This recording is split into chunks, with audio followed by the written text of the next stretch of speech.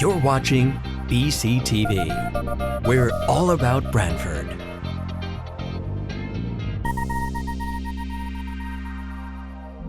You're watching BCTV, Branford Government Television, a service of Branford Community Television. This program is brought to you in part through the support of the town of Branford.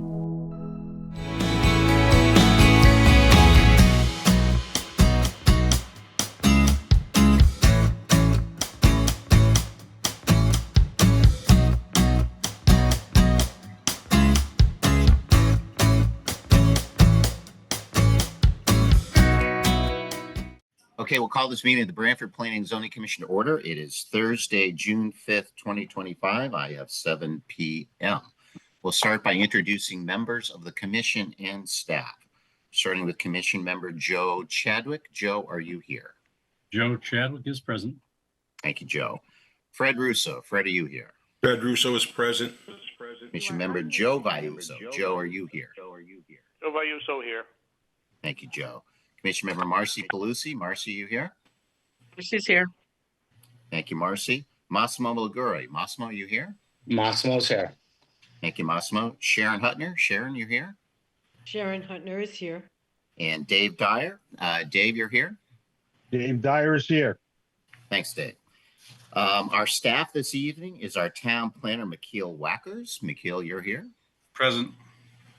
And I don't know, is John joining us this evening? He is John not. Wiskowski? Okay, no John this evening. And our clerk recording secretary, Michelle Martin, is also with us.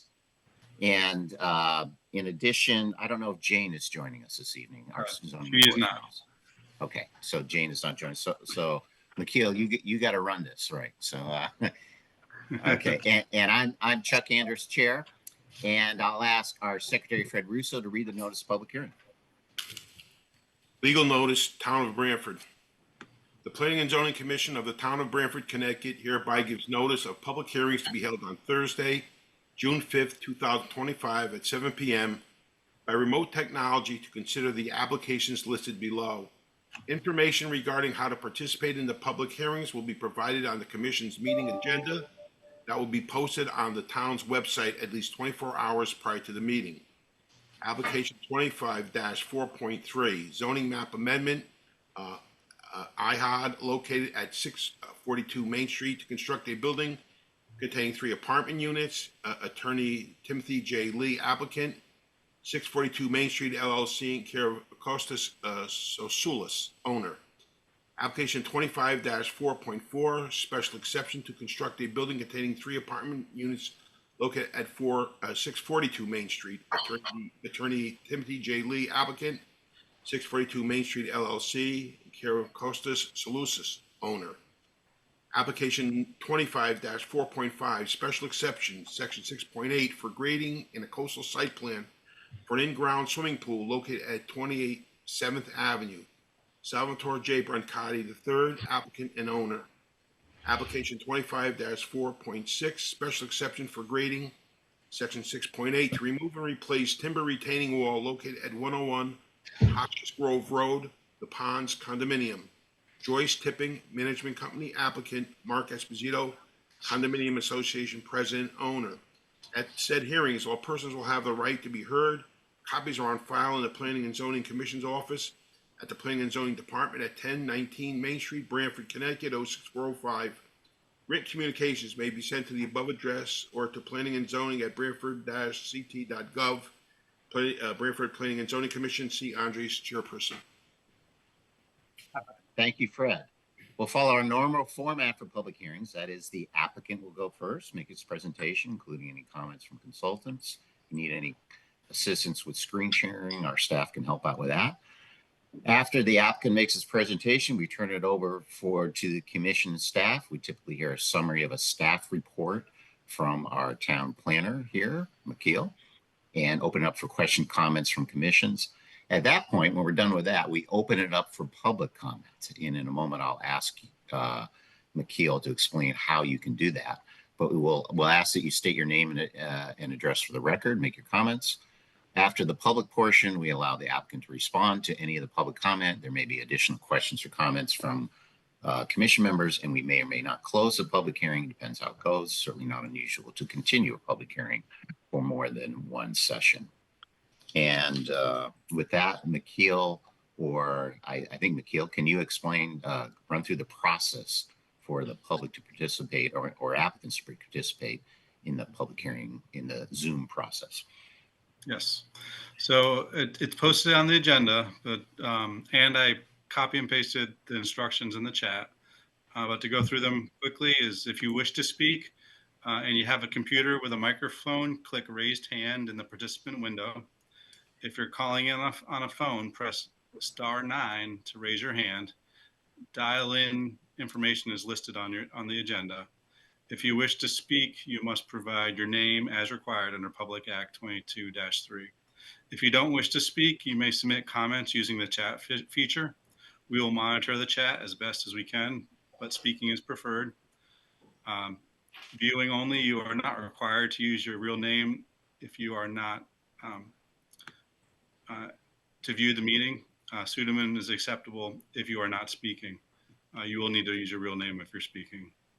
Reminder, all details are on the agenda, and I posted those instructions in the chat window. Hello. Right. This is my first Zoom meeting, so I don't know if you guys can hear me. We can hear you, but we're going to mute you, right? You're Okay. right. When it's time for the public to speak, we'll Okay. And if you have questions, we'll have you raise your hand. All right. Thank you. Thank you. And for now, we're just, we'll go in the proper order. So we'd be unmuted when it's time for you to speak. So with that, Chuck Anders Chair, as McKeel mentioned, we're supposed to say our name whenever we speak because some people are just listening and they may not recognize who the speaker is if they're just listening. So Chuck Anders Chair, and with that, we'll proceed with our regular agenda. So going through our first public hearing item, we have that first public hearing item on the agenda is Kim McCabe. That's the 38 Howard, Kim McCabe and Charles Watts, 38 Howard Avenue. This is a special exception grading, and that matter has been continued to our next meeting, which is on June 19th. So if you're here for that one, we're not doing anything on that tonight, but that one will proceed on our June 19th meeting, our next meeting, also at 7 p.m. via Zoom. That brings us into items number 2 and 3. That's the same property. The applicant is Timothy Lee Esquire applicant. The owner, I believe, is 642 Main Street LLC, care of Costas Souslasas, owner. I probably massacred that. And that's a zoning map amendment, IHOD amendment, and a special exception to construct a building containing 3 apartment units. Is the applicant ready to proceed with that? Yes. You can proceed. And Tim Lee, I made you the co-host if you need to do any screen sharing. Thank you. Thank you. So Costas would like to start the presentation just by making some opening remarks, then I'll take over from there. Thanks, Tim. Thank you, everybody. Good evening. My name is Costas Souslas. I'm a proud Branford resident my whole life. I'm actually a business owner in town too, being 3rd generation owner of the Parthenon Diner, which is a staple in the community, and we're so lucky to be part of this incredible fabric of the community. I just wanted to speak briefly and just to say that I'm very excited to bring this project forward. I think it'll be an incredible addition to the center, to the whole neighborhood with the new building and with also the changes and improvements we're going to make to the existing one, which have been kind of sidetracked because we've been developing this project for so long, but we're finally ready to proceed with that. So there's going to be some really great stuff coming. And I'm excited for our tenants to have access to the public transportation, obviously the green, amazing restaurants, and so much more that the center has to offer. So I just wanted to introduce myself, and I'll pass this over to Tim. Thank you. Thank you. So as Costas mentioned, he's the owner of the property at 642 Main. 642 Main currently has a 2-family house. And over the last number of months, Costas has been interested in developing some apartments in the rear of the building in a new structure. So we had met with prior town staff several months ago to discuss the options to redevelop the property. And after meeting with the prior town staff, we came, based on their recommendation, we decided to submit an application under the IHOD zone, section 5.7 of your regulations. The IHOD zone would allow us to maintain the two-family house and also put 3 additional apartments if the commission were to approve the IHOD zone. Property is also in the Main Street overlay district, which requires us to go before the town revitalization board. So we're currently in front of them. We made a presentation last month. They continued it to June 11th. So we're still in that process. So we are not prepared to make a full presentation of our application to the Planning and Zoning Commission tonight because we don't have approval from the revitalization board. However, we did receive the report from McKeel, and he raised an issue as to the interplay between the IHOD zone and the Main Street overlay zone. So I asked McKeel if I could make a presentation, a brief presentation to you tonight to kind of get the commission's opinion as to interplay between those 2 zones. So here's the issue in a nutshell. Under the Main Street overlay zone, the applicant is not allowed to have apartments on the first floor. Under the IHOD zone, there's no such prohibition. Under the plans we developed, it shows that we have apartments on the first floor. So ultimately, the question for the commission is whether the IHOD zone, if it were approved by the commission, would supersede the Main Street overlay zone and allow us to have apartments on the first floor. So McKeel was kind enough to let us come forward tonight to present that issue to the commission. It's our opinion that the incentive housing zone were to be approved by the commission would supersede the Main Street overlay zone, and we would not be prohibited from having apartments on the first floor. And I say that for 2 reasons. One, under the incentive housing zone, the regulation refers to the bulk standards in the underlying zone. Our underlying zone is a BR district. Under the BR district regulations, there's no such prohibition on having apartments or residential dwellings on the ground floor. And secondly, we're kind of stuck, once again, if it gets approved, in the unique situation where we'd have a property in the Main Street overlay zone and also in the IHOD zone. The regulations actually contemplate a property that could be within both the IHOD zone and the Main Street overlay zone. Section 5.7H of the IHOD zone regulations references properties within the IHOD zone and the Main Street overlay zone. And in that regulation, the regulations say that in the event there's a property in both zones, the commission shall apply the town design standards that are identified in the town center design guidelines. It's our position that, and we agree that we're subject to the town center guidelines. That's why we're in front of the revitalization board. But we think based on that language, that the only provision we'd be subject to of the Main Street overlay zone is the design standards in the town center zone, and not the limitation on not having residential apartments on the first floor. So ultimately, we're asking the commission's opinion as to the applicability of those 2 regulations. If the commission agrees with our position, we would come back next meeting and make a full presentation of the application after we got our approval from the town revitalization board. If the commission decided that they did not agree with our interpretation of the regulations, we have to decide how we wanted to proceed with the application at that point. So in a nutshell, that's what we're in front of you tonight to ask the commission's position on the interplay between the Main Street Overlay District, Section 5.10 of the regulations, and the incentive housing zone, Section 5.7 of the regulations, with regard to the apartments on the first floor. Chuck Chair. Thank you, Mr. Lee. I mean, just right off the bat, I don't know if I'm prepared to render an opinion at this point. I mean, I know that issue was flagged in the staff report, but that said, I've just heard your argument for the first time. I may want to at least have a discussion with the town attorney about that. Absolutely. I'm not looking to put you on the spot.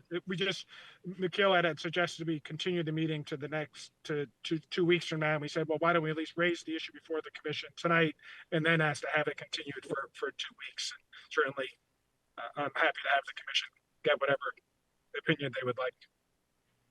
Okay. I think that's fine. And I understand, setting it up and flagging it now, but I mean, personally, I want to look at it a little more fully to see, what it is. But let me just ask, would you intend to present anything else this evening, Mr. Lee, or would that? No, generally we would have waited until we had Town Center Design Board review before we presented the application. We don't have Town Center Design Board approval yet. We're meeting with them on June 11th. So we were going to defer the balance of our presentation till next month. As a matter of fact, Jim Peretti is the project engineer. We gave him the night off tonight, a rare night off tonight, because we did not really intend to make a full detailed presentation of the application itself. Okay. Yeah. I mean, one of the issues I have is I mean, you agree that the Town Center Village District applies, but you're saying that the Main Street District, they're both overlays, is superseded. And I think you referenced a regulation that you think basically suggests that. Is that? I know that was your second argument, right? Yeah. Well, I think that it's in the Town Center Village District, and I'm not aware of a prohibition in the Town Center Village District about having residential uses on the first floor. So the only prohibition against having, that I'm aware of, about having residential uses on the first floor is in the Main Street Overlay District, which clearly states Section 5.10D that residential dwelling units are not allowed on the ground level. So the question would be ultimately, if the IHOT zone were to be approved by the commission, would the adoption of the IHOT zone supersede the Main Street Overlay District with regard to some of those standards? Is the boundaries of the Main Street Overlay District, do they I guess they cover your property, but are you right on the edge of it, or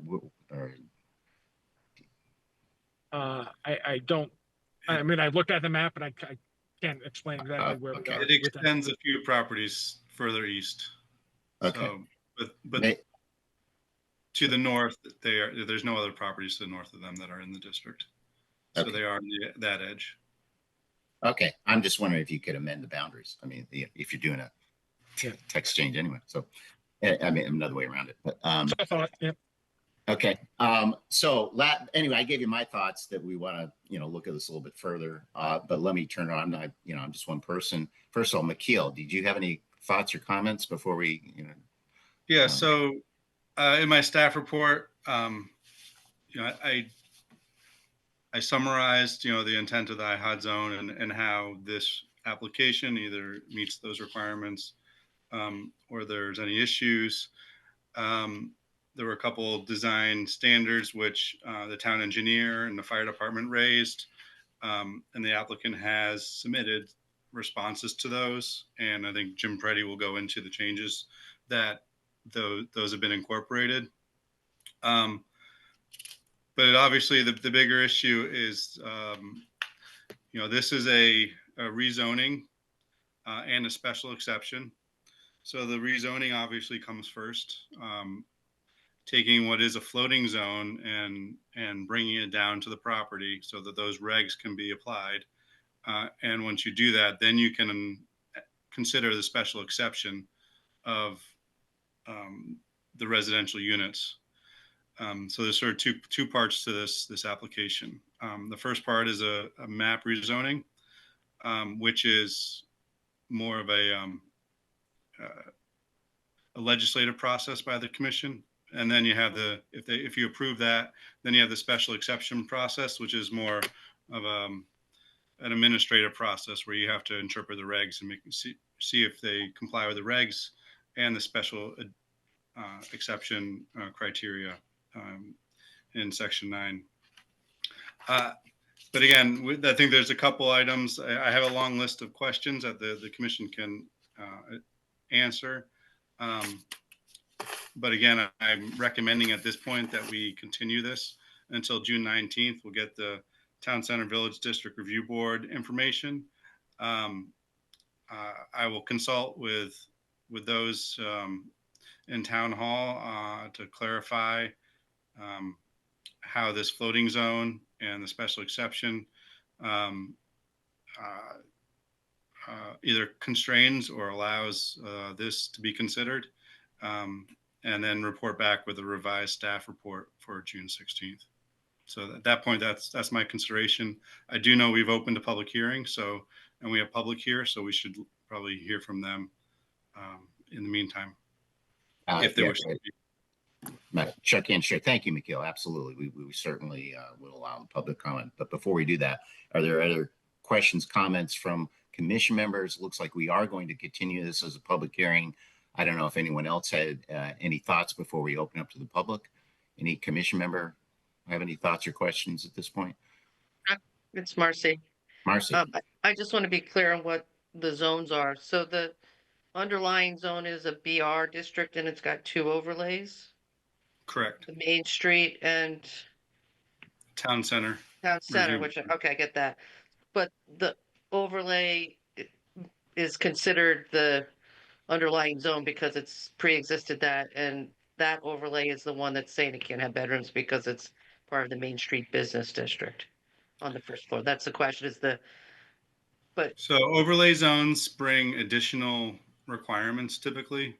So you have two overlays, and the Main Street is intended to protect, preserve sort of retail uses on storefronts and activities that are a benefit along Main Street. And then you have the Town Center Village District, which is a design district with guidelines that requires a review by a Town Center Review Board. So I know this part of the area is kind of near Tyco, right? But a lot of there's a lot more residential area than the true Main Street. Do we have any kind of count on how many buildings in the area are residential? How many have first floor? Because I know there's a lot of apartments in that area. How many have first floor apartments with stacked apartments? And did that predate the overlay zone for Main Street? And is that why those are allowable? And I'm just sort of inferring based on what I know from a real estate perspective. Yeah. So the overlay zone, I think, was implemented 2011. It's in that survey that I did of the zoning code, and it does extend, beyond, the library, where most of those buildings, at least on the north side of Main Street, are residential. So there was an intent to provide the Main Street regulations in that area. For whatever reason, the commission felt it was in the interest of doing so.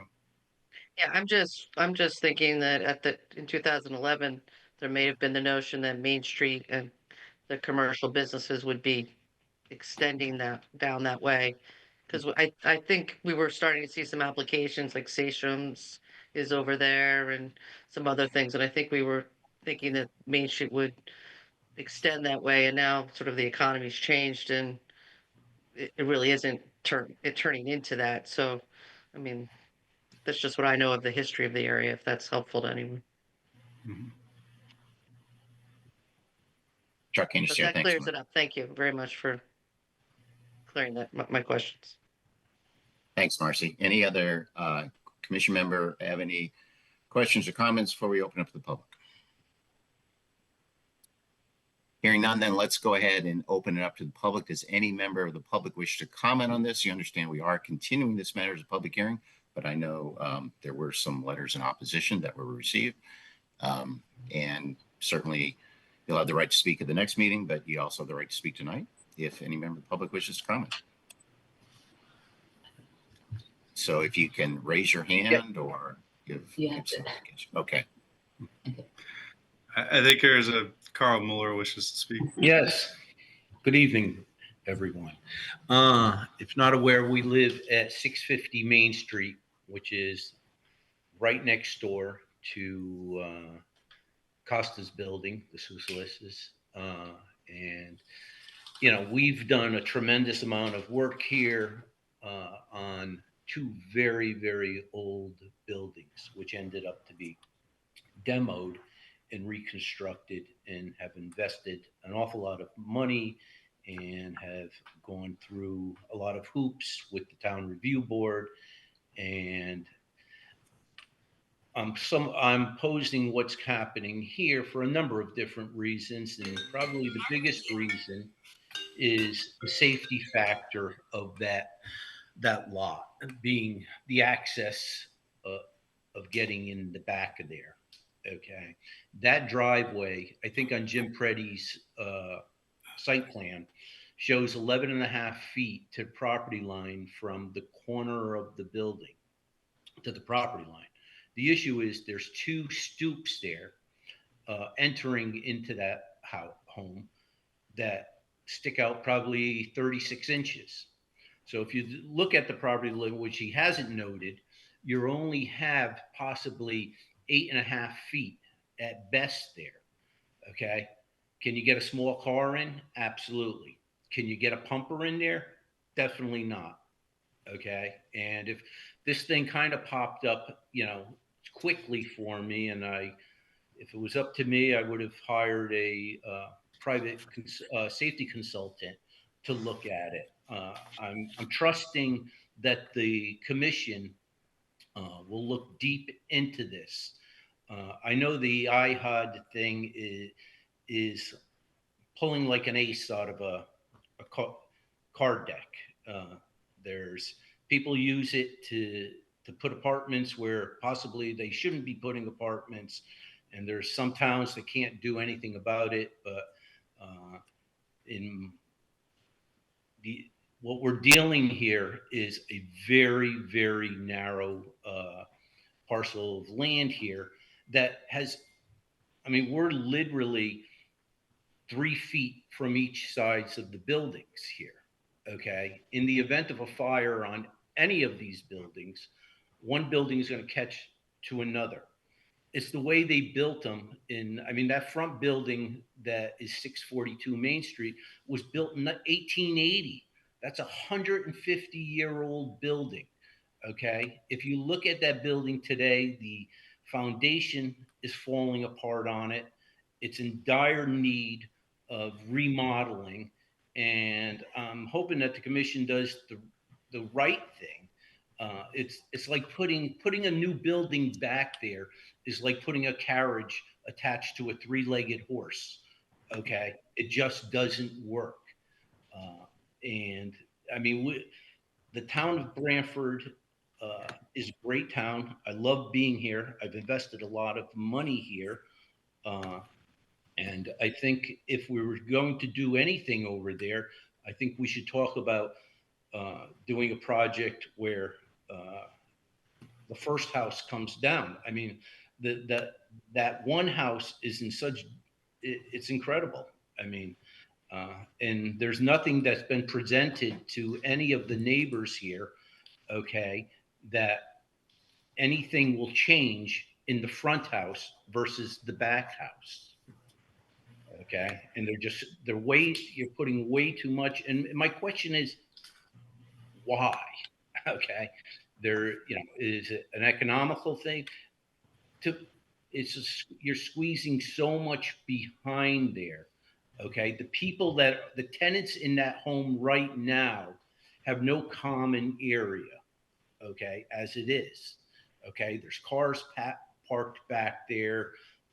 It's just, you know, it's somewhat in dire need of repair. So I just don't think why we're dealing with even contemplating on putting another building back there. There was never a building back there, okay, for any other reason. And I just think it'd be better off to tear that original building down. And if he wants to put 4 or 5 units over there, hey, I'm not opposed to that. Just do the right thing.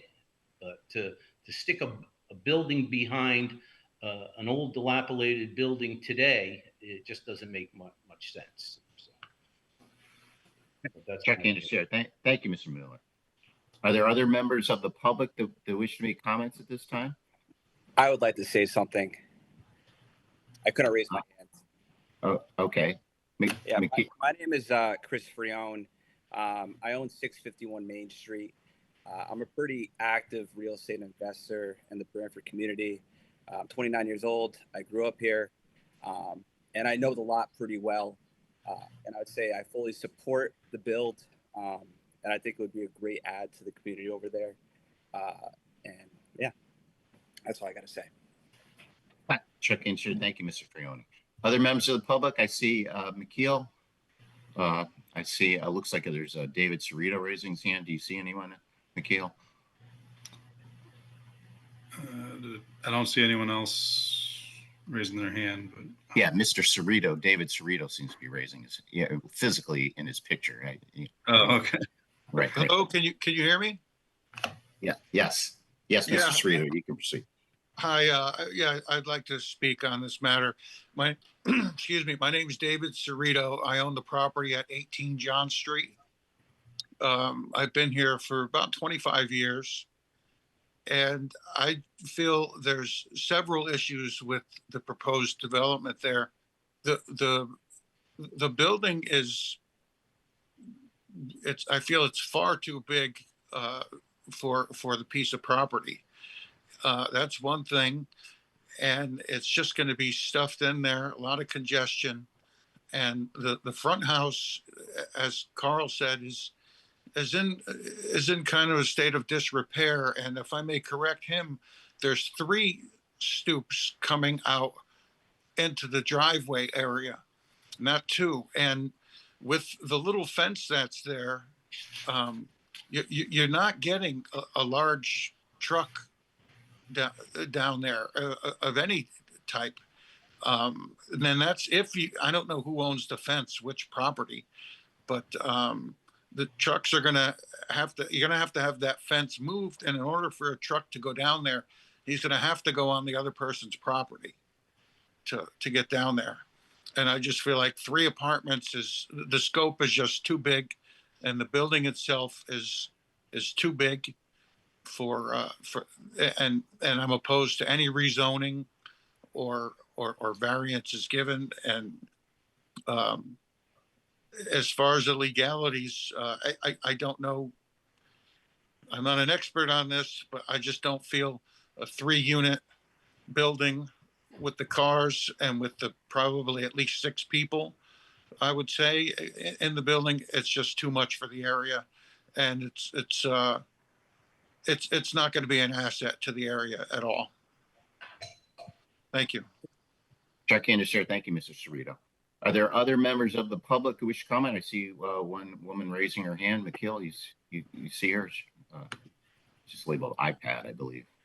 Okay, she has to unmute, so I just put the request in.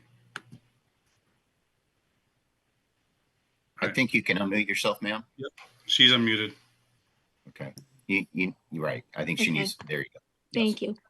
I am Therese DeFelice. I'm representing my dad also, who's in a short-term rehab with knee surgery.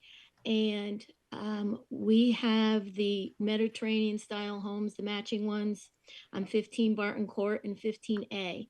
And 15 Barton Court is right in back of where this proposed structure will be. And my dad designed 15 and 15A to match. He designed them and he built them himself with 2 construction workers. And as a builder, he feels it's too congested. It would just look like a bullseye surrounded by every house around there. And especially, I agree with Mr. Mueller, who the state of the house in the front is just in a state of disrepair. And I would agree with him to, even my dad said to, that should come down. I babysat in that house when I was 12 years old, and it basically looks the same on the outside. And it just would be a congested nightmare building this overly large structure on this postage stamp with wires coming across it in every direction. And my main concern is the safety aspect of it all, with this tiny driveway and everybody abutted against one another. Every structure is around it on every single side. And it just, the safety aspect in the event, in the case of fire, is what's worrisome to my dad and I. So I agree with Mr. Cerrito and Mr. Mueller wholeheartedly on this. So that's where we stand. Dr. Anderson, thank you, Ms. DeFelice. Are there other members of the public that wish to comment at this time? I would like to add one more thing. Yes, make it quick, please. Yeah, of course. You've already commented. So, like I said, I'm a real estate investor in this town. This is all I do. And the problem with Branford is there's not much new construction going on for smaller multis. It's all big multis going on, 50 units and over. The younger people, they want smaller multis to live in. They don't want to be surrounded by hundreds of units. So what are they going to do? This is really one of the only options that we have in this town to subdivide lots where there already is existing multis and build new ones. Dr. Hanshaw, thank you, Mr. Frion. Are there other members of the public who, again, if we're trying to keep you to speaking once, Mr. Mueller, have you got something quick you want to add? Yes, I'd like to just present, because some people aren't aware of going by there because it's so tight, of what the actual back of that yard looks like. And if everybody can see it, they can see it now. This is what we're dealing with. We're having block parties with the tenants in there. As I came home at 10 o'clock last night, okay, and there's loud music and tents back there with the existing tenants, okay.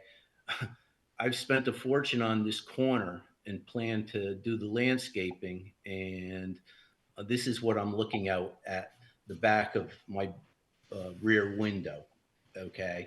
And I just can't imagine it getting any better, okay, by adding more tenants back there. It's just... Mr. Mueller, if you could email that just so we have it for the record. Yes, I'm going to email a bunch of them to you. Like I said, it's just... there's for the record, that looks like a tent.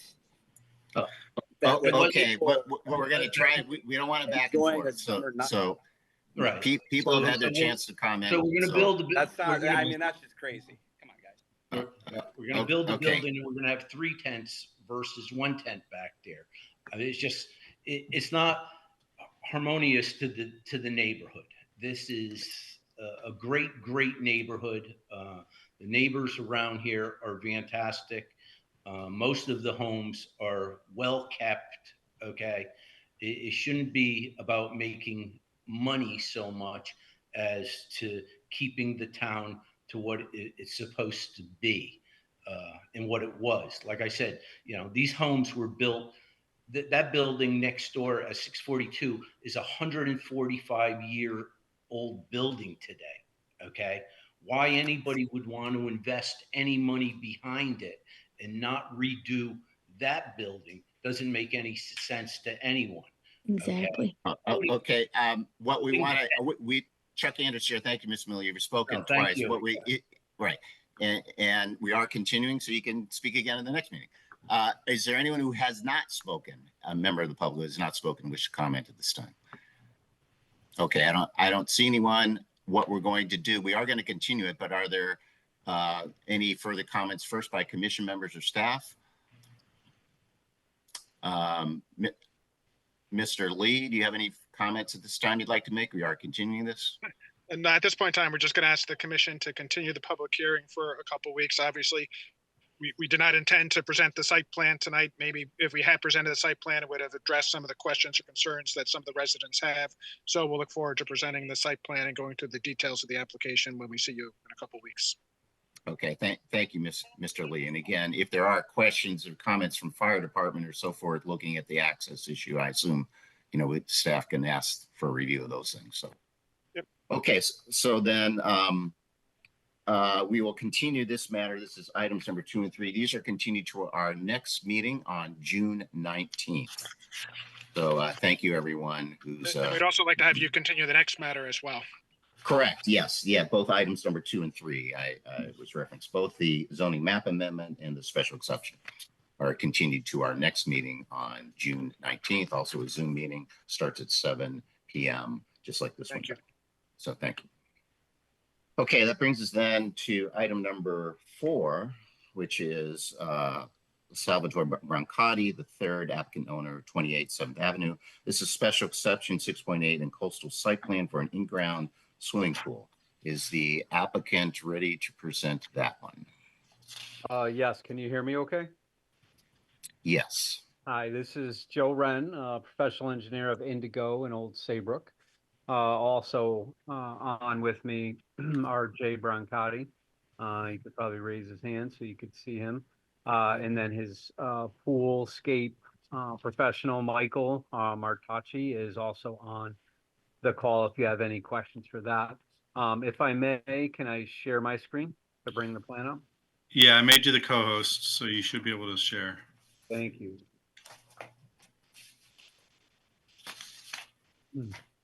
All right, everyone can see my screen now? Yes, you might want to zoom in a little bit. Yep. Okay, so this is a site plan that was submitted. The house, the driveway, the back deck, everything is existing. It's all there. The main purpose of these applications is to propose the pool. This was the existing condition survey that had the pool just superimposed on it. And then we also submitted the site plan, which adds more detail. So again, the deck here, the house, the driveway, all of that is existing condition. What is proposed is the patio surround and this 12-foot wide by 20-foot long in-ground pool. There is a safety fence around it as well. There's some minor grading that's necessary for the pool, but very minimal. And there's about 60 to 70 yards of material that would need to come out to excavate for the pool. So hence the need for a coastal site plan as determined by town staff and a special permit. We do have an interesting area here because the marsh, the large marsh off to this side, is controlled by a tide gate valve. So since it's controlled by a tide gate valve, the state jurisdiction line becomes the mean high water versus a coastal jurisdiction line. So that mean high water line is shown here in the upper left corner. And then we dimensioned the closest point of the pool is over 51 feet. And then we have 121 feet more or less dimensioned all the way out to where the marsh is. Both of those items are mentioned in the staff report that I read through. I did not really see any outstanding items or questions in the staff report. It's rather straightforward. There is at least 60 feet of buffer before you get into any of that area off-site. The trees, the tree line, brush line in the back is proposing to stay. This area here is currently lawn. It would remain lawn. So we don't see any adverse impacts for coastal resources. And it's just, it's straightforward in-ground pool, kind of a common application. Special exception required for the excavation, as I mentioned earlier. So if you have any questions or if Jay wants to add anything, I'm willing to try to respond as best I can. Chuck Anderson, thank you, Mr. Wren. Maybe at this time, assuming your client doesn't want to add anything, we'll turn it over and ask Mr. Wackers to review his staff report with us. Sure. Yeah. Can you stop sharing real quick? Certainly can. Okay. Yeah, so in my staff report, this was triggered because of it's within the coastal area management jurisdiction, and it's also it's almost within 100 feet of the tidal wetlands, but it's not clearly delineated in that area, so it made sense to do the site plan review with the commission. But it is a very standard grading application, and we are recommending just standard conditions we typically provide on these type of projects, that the erosion control measures should be installed prior to commencing, which are shown on the site plan, and then also our standard lighting conditions that we typically do on our as a part of our conditions. So with that, I turn it back over to Chuck. Chuck Anderson, thank you, Mr. Wackers. Questions, comments from commission members before we open up to the public? Hearing none, let's go ahead. Does any member of the public wish to comment on this application? One more time, does any member of the public wish to comment? Mikkel, do you see anyone? I do not. Okay. Well, we can close then the public portion, assuming there's no public comment. Are there any further comments by the applicant, Mr. Wren? I don't believe so, unless Jay or Michael wish to add anything. Looks like Jay may have raised his hand. I don't know, Nikhil, if you want to make him a co-host. He can unmute himself.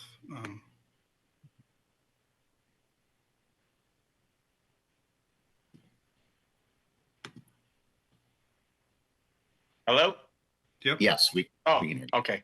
No, I just wanted to say, this is something that my family was really looking forward to, and I just hope I want to just thank the commission for their consideration for this. That's pretty much it. Thank you very much. Okay. Thank you, Ms. Branford. Okay, I guess nothing else from the applicant. It looks like nothing else from commission member or staff. Is that correct? Okay, then we'll close. Oh, excuse me, Mr. Wackers. Yes. I'm just going to pull up the conditions so you can see them. Yeah, you know what, Mikhail? Absolutely. Well, actually, when we vote on it, once Okay, later. Yep. We'll pull it up then. So, okay. So thanks. So we'll close this matter as a public hearing. And thank you, Mr. Wren and the applicant. And thank you, Mr. Bricati.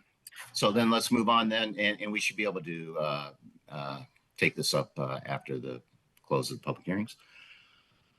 So it brings into item number 5 of our public hearing, which is Joyce Tipping, a management company, is the applicant, Mark Esposito, the condominium association president owner. This is 101 Hotchkiss Grove Road, the Ponds condominiums, special exception for grading under section 6.8. It's to remove and replace a retaining wall. Is the applicant ready to proceed on that one? Yes, I am. Good evening. My name is Marcus Puttock. I'm a civil engineer from Godfrey Hoffman Hodge, representing the applicant, which is the condo association. Thank you for your consideration on this. This application is for an existing condominium, which is fairly aged at this point, and they, at the time of the original construction, a timber retaining wall was constructed along the edge of a wetland and the edge of the driveway for 2 of the units. And if I can share my screen. You're a co-host now, so you can share. All right. So this is the area of that site plan, and I'll go to GIS map. This is Hotchkiss Grove Road, the Pond condominium, and we are talking about this area here near unit 3 and 4, just north of one of the ponds, which make up the ponds. Going back to our site plan, the existing conditions are a timber retaining wall, which is in very poor condition, and a whole series of fairly large white pines above the retaining wall, which whose roots are compromising the retaining wall at this point. And we have fears of some failure and some degradation of the wall going forward. The board for this condominium would like to replace this retaining wall and hired me to take a look at it. And upon that review, we felt it was best to, for this first portion of the wall, to grade it out rather than replacing it with another retaining wall, which has a certain, useful life. We felt a 2-to-1 slope from the base of the existing wall at existing grade, sloping up towards the driveway, would allow us to maintain a reasonable shelf at the top of that slope. That slope would be about 3 feet or less. So we're talking a very small slope. And then will be replanted. We do have a landscape plan, which I will get to next. And then for this bottom portion of the retaining wall where it is taller, we would replace it, maintaining the toe of the existing retaining wall, so not going any closer to the wetlands, which are below the retaining wall, but maintaining that same face line of the retaining wall, replacing it with a gabion retaining wall with a maximum height of about 5 feet, and then replacing all of the plantings with new landscape above that retaining wall. Because this is close to a wetland, we did go to the Wetlands Commission and received a positive referral and approval from them for this work. I'll skip over to the landscape plan. We do have a full landscape plan, which was prepared by a landscape architect and will be who will be responsible for maintaining and ensuring over the course of the first couple of years that all of these plants survive and stabilize that slope where there is no retaining wall. That's what we're doing here. And so because it is within the 35 feet and it's directly on top of a wetland, we needed to come to you and we also needed to request that you approve the 3 foot high 2-to-1 slope as opposed to a 3-to-1 slope, which is required. I'm happy to answer any questions or switch to any other images. I do have Google Maps up if you are unsure of where this is and would like to see that. Chuck Innes here. Thank you, Mr. Puttock. Yep. Maybe this time we'll ask our town planner, Mr. Wackers, to review his staff reports with us. So in the staff report, I sort of tried to compare the existing retaining wall with the proposed new one. Through that comparison of the height and the length, I find that this retaining wall is actually being reduced from a much longer retaining wall of almost 175 feet down to 95 feet long. So that's about an 80-foot reduction. And then the average height is actually reduced as well by half a foot. And beyond that, it really complies. And again, it's just it borders the wetland. That's what's triggering the grading. Special exception here. And we have our standard conditions of, making sure you have your erosion control measures set up and inspected by the zoning enforcement officer. And then some guidance on use of heavy equipment.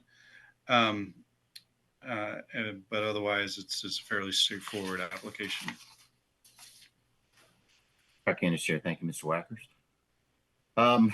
Questions, comments from commission members before we open it up to the public? Hi, Chuck. Marcy. Yes, maybe we can stop the screen sharing. Yep. Mr. Puttock. Yeah, if you can. Yes, Marcy. Hi.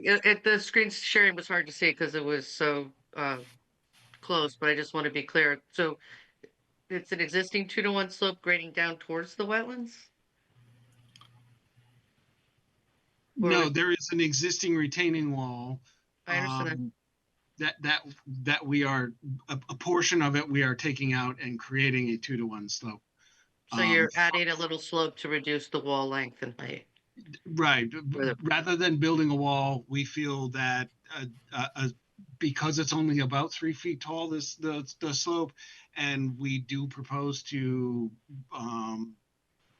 introduce a significant amount of landscaping to stabilize that slope, that there's very little to no erosion danger over such a small slope. I'm not worried about the erosion. I'm just trying to understand that the slope is grading towards the wetland and that the street is higher than the wetland, which is an existing condition. The street is higher than the wetland. So basically, when the project was constructed, this was the solution and the appropriate distance to wetlands and so on and so forth. Were you required to go to wetlands to do this as well, or just us for the grading? We have a wetlands approval. Yes, we have gone to wetlands and gotten an approval of this project. And just because I couldn't see it, could you just give me a quick list of what the plants are that you were proposing? Sure. We are proposing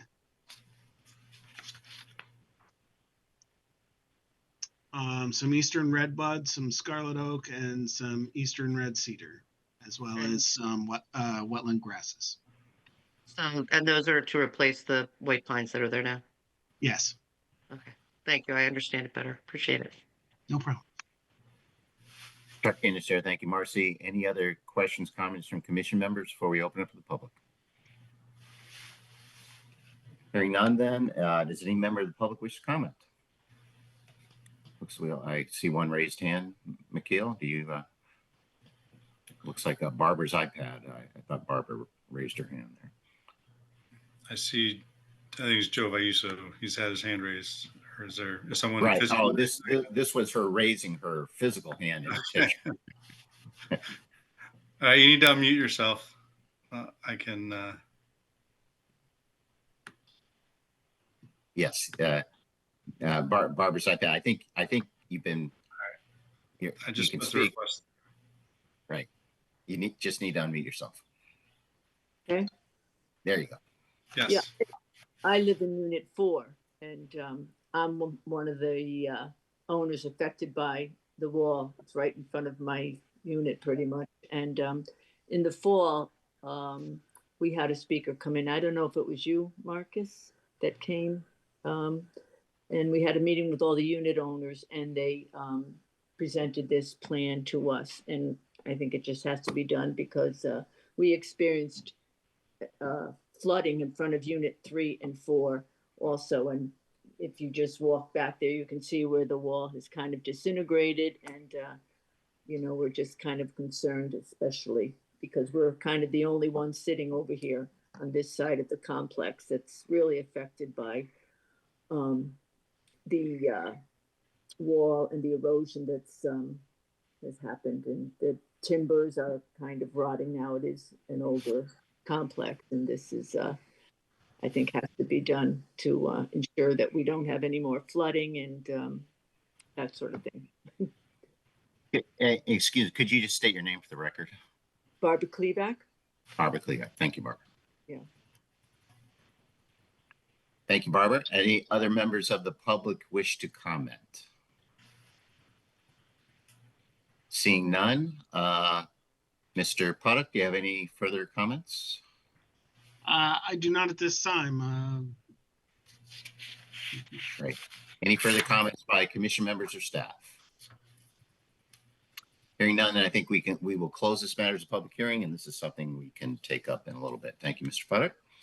Thank you very much for your time. I appreciate it. You. Okay, so then let's cover the public hearing items that I think that we should be able to address, and that would first be item number 4, which is Salvador Brancati, the applicant owner. This is the special exception, the 6.8 and coastal site plan for the in-ground swimming pool. McKeel, do you think you can call up your proposed findings and conditions that you've sent to us? Yes.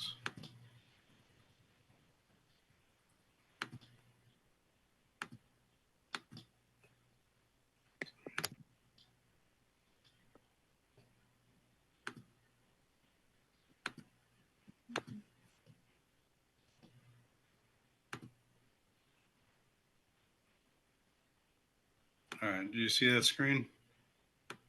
It's a blank screen right now. Oh, there it is. Something's happening. Yeah.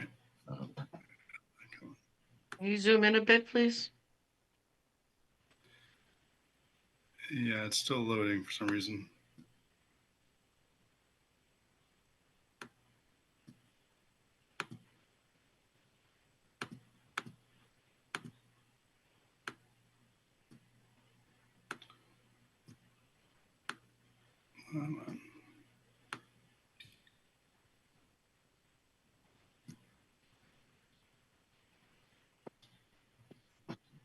And while Mikhail's kind of pulling it up, this seemed to be a fairly routine application. No public comments. So if anyone wanted to comment on it before we made it.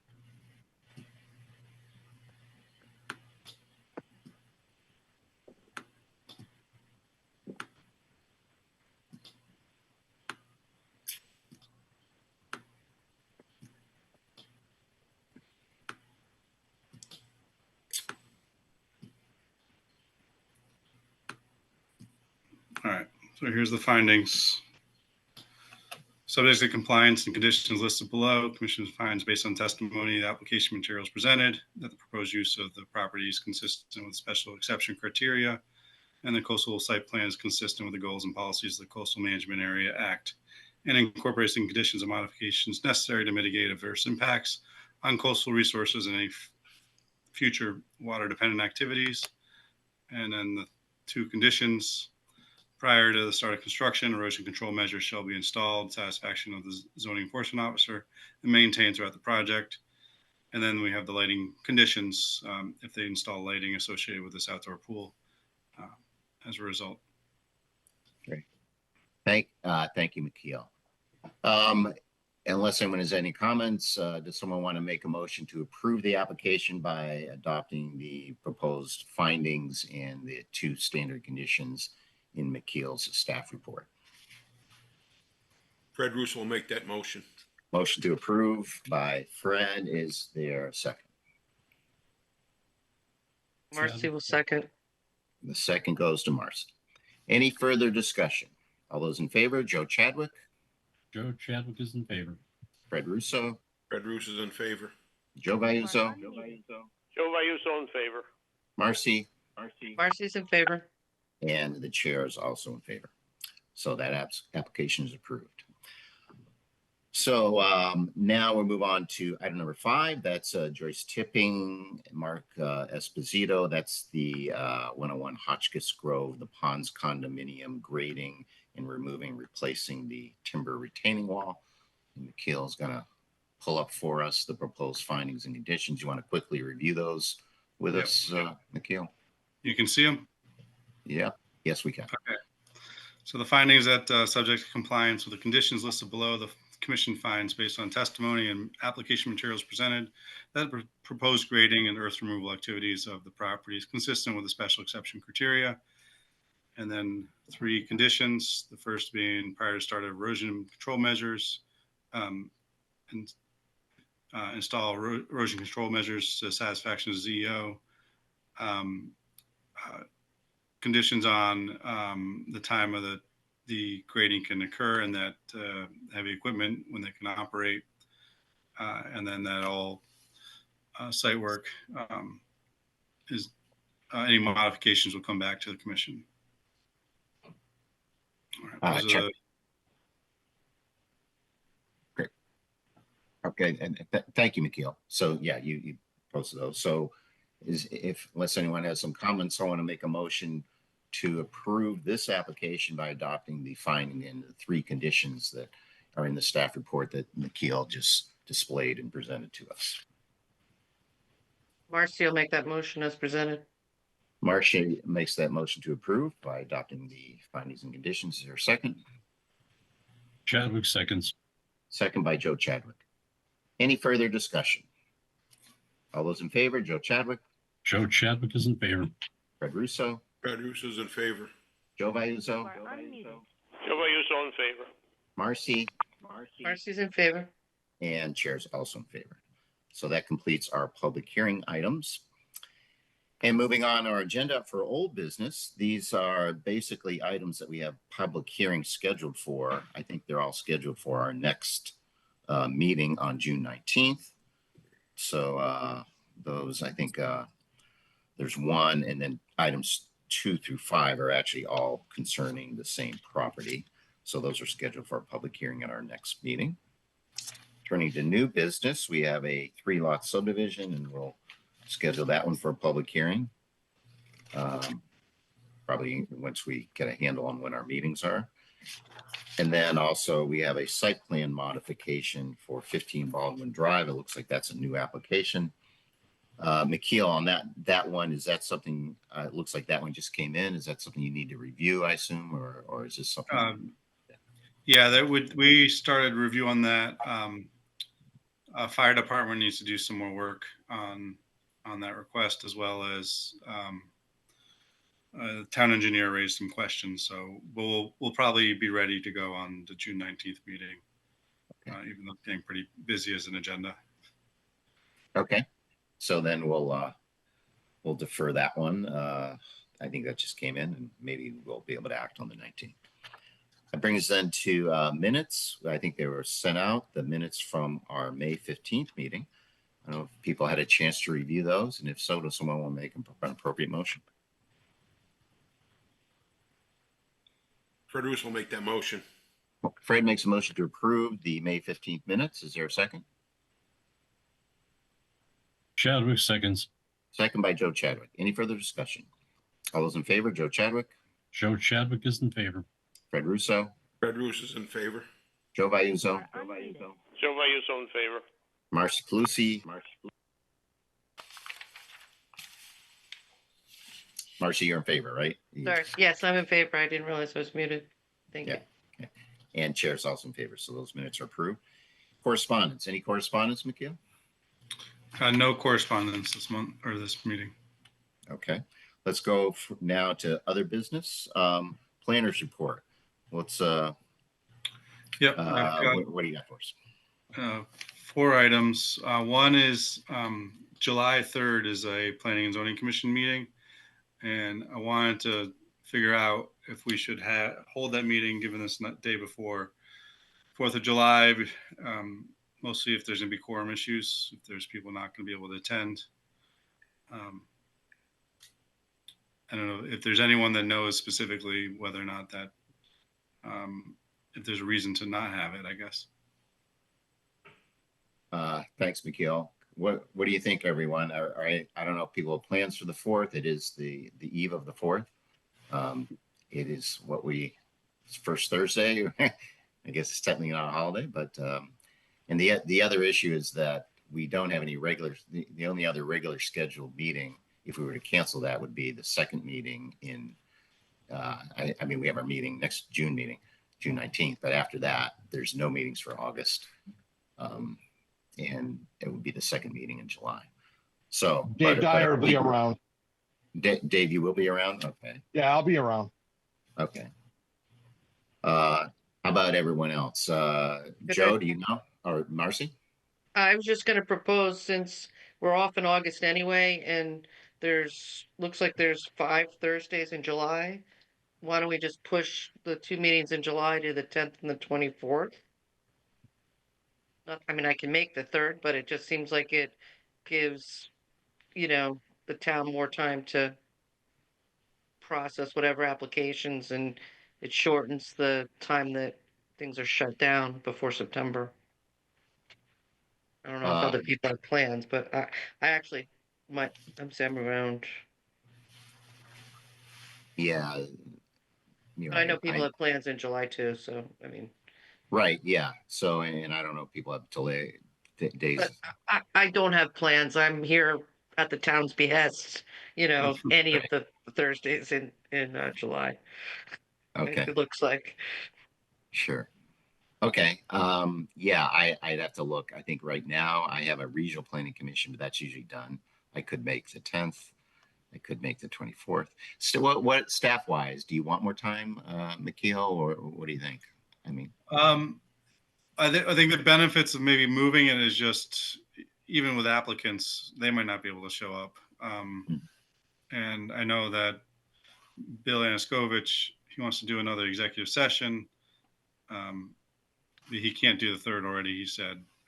Oh, okay. But he says he's going to try and do it for the 19th in 2 weeks, but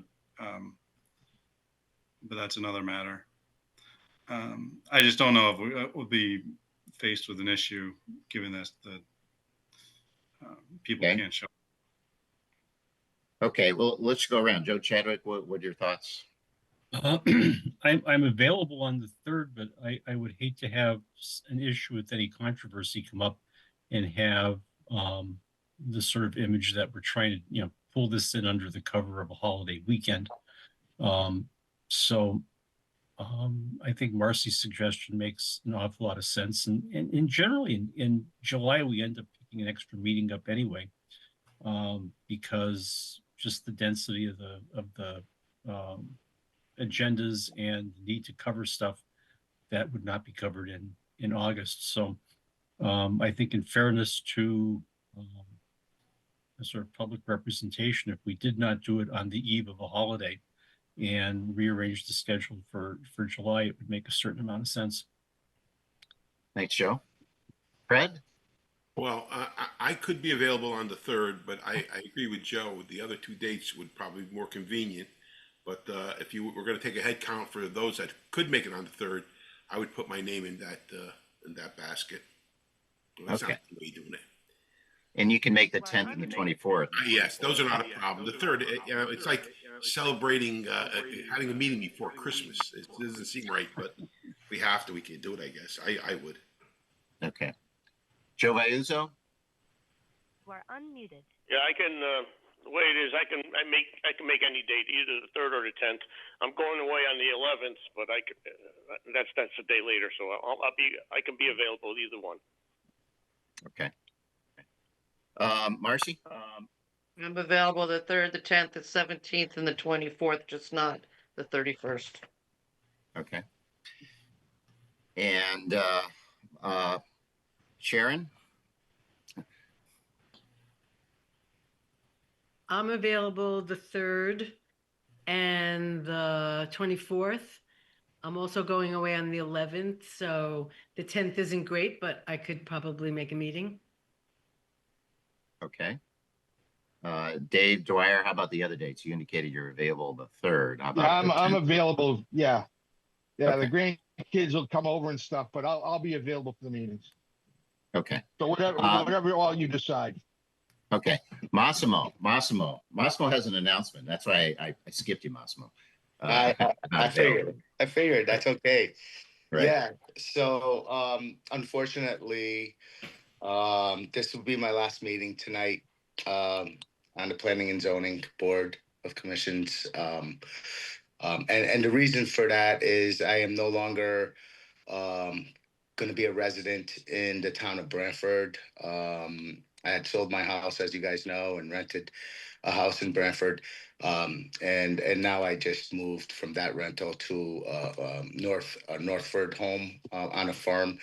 And I'm very happy where I'm living, but I realized that you can't be a member on the planning and zoning commission or on the planning and zoning board if you don't live in town. So my plans are to move back to this beautiful town of Branford. And I definitely want to say to each and every one of you how much of a pleasure, and I mean this, I really mean this from the bottom of my heart. I've never expected to surround myself with a group of people that are so honest and fair and want to keep the town of Branford healthy and beautiful. I am so honored, and I've learned so much from you guys. You guys are just absolutely wonderful. I didn't expect that when I first came on. I've